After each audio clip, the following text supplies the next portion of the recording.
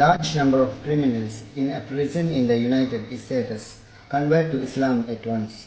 Those criminals who convert to Islam are not ordinary criminals who are being punished.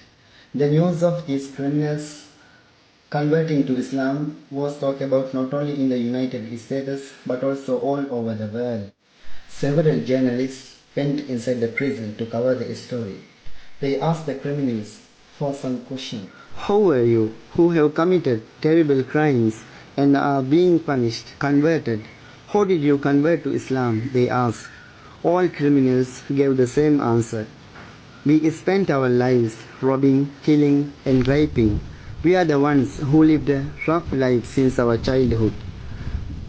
Money and luxury were showered upon us, but in life we feared of the soul. When we slept every night, we were restless. As our crimes were proven, we ended up in jail. We saw some Muslims here. We felt their actions were very strange. They pray 5 times to the Lord. They were reading some book. When we asked them what book it was, they said it's the book of Allah. If so, we asked what was in that book.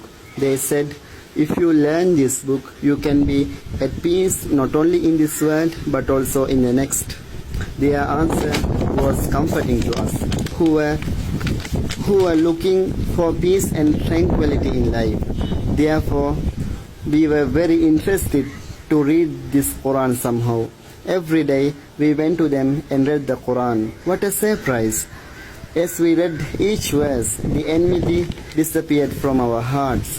As days went by, we became attracted to Quran, Muslims and Islam. If this change is for reading the Quran for a few days, we thought how much change will come if we follow the Quran throughout our life. We converted to the holy religion of Islam, they said. My dear brothers and sisters, if Allah wants good for a person, no one can prevent it.